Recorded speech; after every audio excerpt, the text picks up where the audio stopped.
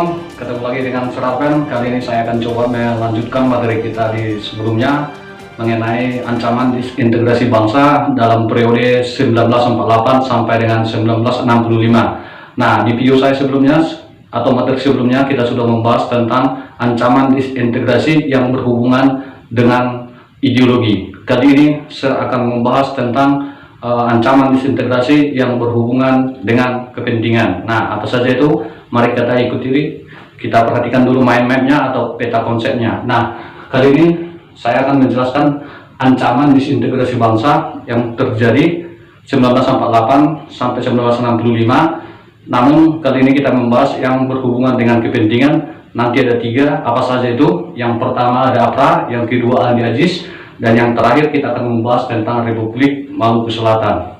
Nah, apa saja yang kita bahas di sini? Nah, jadi untuk memahami sejarah itu sebenarnya sangat mudah ya. Kita cukup cari jawaban daripada 5W 1H tadi ya. Nah, jadi nanti APRA ini, Andi Aziz, Republik Maluku Selatan, kita cukup membahas ini kapan peristiwa ini terjadi, kemudian di mana peristiwa ini terjadi, selanjutnya siapa dalangnya, siapa tokoh peristiwa ini, kemudian mengapa peristiwa ini terjadi, apa yang menjadi latar belakangnya, dan kemudian apa yang menjadi tujuan mereka begitu ya. Nah, dan yang terakhir bagaimana kronologis daripada pemberontakan ini, ataupun bagaimana nantinya endingnya atau berakhirnya konflik ini, kira-kira begitu. Nah, ini yang mau kita bahas kali ini ya. Mari kita bahas satu persatu.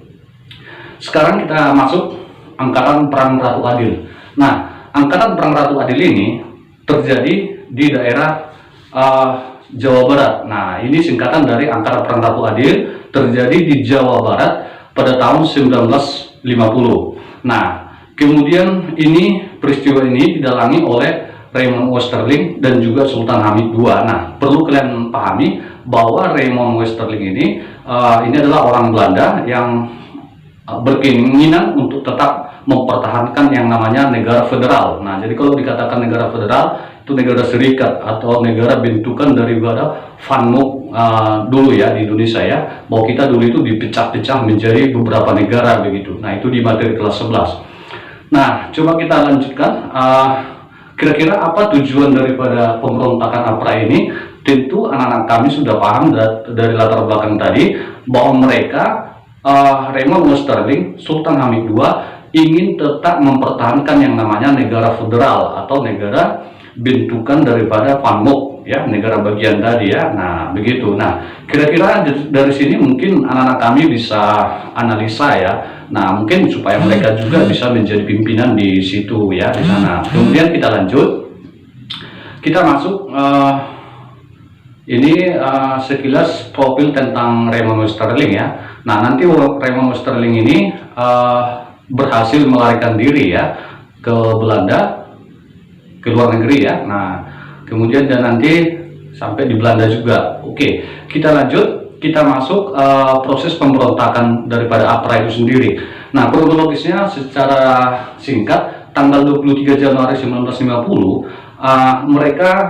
APRA ini mulai melakukan pemberontakan, yaitu menyerang kota Bandung secara tiba-tiba, anak sekalian ya, yang dibawa pimpinan oleh Raymond Westerling tadi. Nah, APRA ini membantai setiap anggota TNI yang ditemui, termasuk membunuh perwira divisi Siliwangi yang pada saat itu bernama Letko Lembong beserta 79 anggota APRIS ya. Nah, jadi sangat sadis pemberontakan ini. Kemudian kita masuk yang kedua, yaitu pemberontakan Andi Aziz. Nah, jadi pemberontakan Andi Aziz ini nanti terjadi di Sulawesi Selatan. Tahunnya sama, tahun 1950. Nah, tujuannya juga sama, atau latar belakangnya juga sama, yaitu menolak masuknya TNI dari Jawa. Artinya bahwa Andi Aziz ini juga tetap ingin mempertahankan yang namanya negara federal tadi ya, atau negara serikat tadi. Nah, bagaimana kronologis daripada pemberontakan ini? Nah, ini dia secara singkatnya.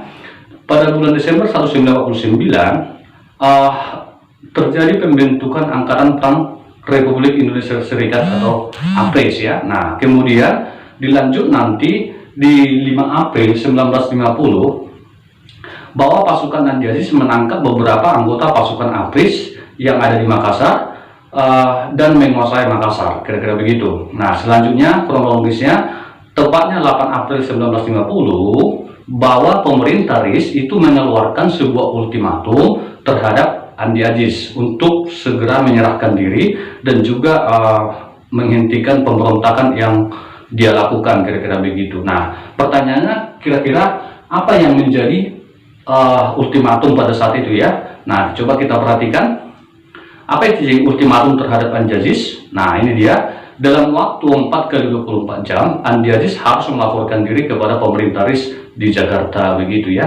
Namun, apakah itu dijalankan? Tidak. Nah, kemudian kita masuk Republik Maluku Selatan, yaitu materi yang ketiga ya. Nah, pemimpinnya adalah Dr. Somokil. Nah, Dr. Somokil ini termasuk bekas Jaksa Agung Indonesia bagian timur pada saat itu ya. Nah, dia mendirikan yang namanya Republik Maluku Selatan ya, yang mana juga tujuannya sama dengan pemberontakan Andi Aziz dan juga APRA tadi ya, yang mana ingin mempertahankan negara federal begitu ya, negara serikat. Nah, RMS ini singkatan dari Republik Maluku Selatan.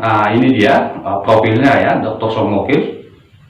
Kemudian kita masuk usaha penumpasan yang dilakukan oleh pemerintah terhadap pemberontakan ini dengan yang pertama nanti dengan cara damai ya. Nah, jadi pemerintah kita tidak langsung melakukan operasi militer. Tentu yang pertama dilakukan adalah secara damai ya. Nah, jadi konflik itu kalau bisa kita selesaikan pertama sekali tahapannya adalah dengan cara damai. Tapi yang terakhir itu adalah dengan cara operasi militer ya, atau GOM, gerakan operasi militer. Nah, yang pertama diutuslah Lemena karena tidak berhasil, nanti gagal ya, diplomasi Lemena ini gagal.